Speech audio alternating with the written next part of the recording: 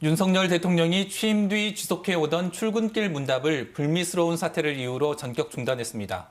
국민의힘에서는 MBC가 그동안의 논란에도 사과가 없다는, 민주당에서는 대통령에게 불편한 질문을 던지는 것이 문제냐며 엇갈린 반응을 보이고 있습니다. 오승용 킹핀 정책 리서치 대표 모시고 이야기 나눠보겠습니다. 안녕하십니까? 네, 안녕하십니까? 네, 먼저 윤석열 대통령의 출근길 문답 중단 배경과 파장 어떻게 보십니까? 구밀복검이라는 말이 있는데요. 안에는 칼을 품고 있더라도 말은 꿀을 발라서 해야 된다라는 말. 그만큼 정치인과 언론인 모두 프로페셔널이 되어야 된다라는 의미인 것 같은데, 윤석열 대통령은 지난 대선 과정에서 국민과의 약속이 도어스태핑이었지 않습니까? 네. 이렇게 쉽게 그만둘 거면 해서는 안 되는 일이었다라고 보는 거고요. 새로운 소통 방식으로서 도어스태핑이 이렇게 허무하게 중단된 것에 대해서 참 안타깝게 생각합니다. 네. 윤석열 대통령의 퇴진을 촉구하는 집회에 민주당 일부 의원들이 참석해서 비판의 목소리를 쏟아내고 있습니다.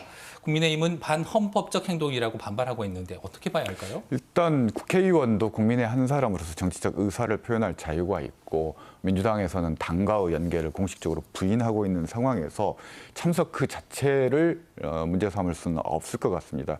제가 주목하는 부분은 민주당 의원들이 참석했다는 사실보다도 5명밖에 참석하지 않았다는 사실이 더 중요하게 좀 봐야 될 것 같습니다.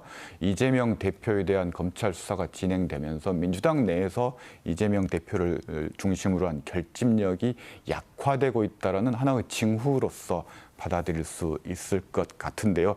리더십 위기가 현실화되는 거 아니냐라는 그런 우려의 목소리들도 내부에서 나오고 있는 것 같습니다. 네, 이재명 민주당 대표의 최측근이 잇따라 구속되면서 당 내부에서도 앞서 말씀하신 것처럼 엇갈린 반응이 나오고 있습니다. 이 대표의 사법 리스크 어떻게 전망하십니까?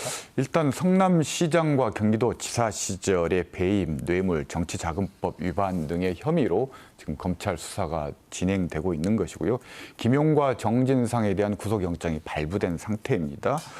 그리고 21일 남욱 변호사가 구속기한 만료로 나오면서 대장동 관련 발언들을 쏟아냈습니다. 그래서 천화동인 1호가 이재명 측 지분이라는 발언을 한 상태고요. 24일에는 김만배 씨가 구속기한 만료로 나오면서 관련 증언들을 쏟아낼 예정인 것 같은데요.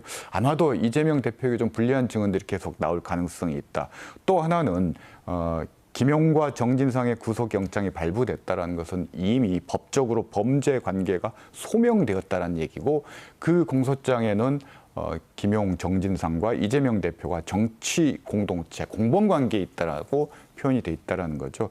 아마 이재명 대표에 대한 검찰 소환과 소환 이후에 구속영장 발부까지의 과정을 정치권에서는 예정된 수순으로 보고 있는 것 같고, 다만 그 시점이 언제일까가 포인트인 것 같습니다. 네. 홍준표 대구시장이 어제 송갑석 의원을 만나고 25일에는 광주를 찾습니다. 아무래도 대구 경북 신공항 특별법 통과를 협의하기 위한 행보겠죠? 네, 그렇습니다. 일단 대통령실에 보내는 강력한 메시지인 것 같습니다. 보다 더 적극적으로 정부가 나서야 된다라는 어떤 압박 메시지일 수도 있을 것 같고요. 21일에는 광주 군공항 특별법을 발의한 홍갑석 의원과 만났고요. 22일에는 국토위의 민주당 의원들을 만나서 신공항 관련한 특별법 처리를 지금 협조를 요청한 상태고요. 25일에는 광주시장을 만나서 공항과 관련된 대타협과 상호 간의 지원 협조 관련 논의들을 할 수 있을 것 같은데요.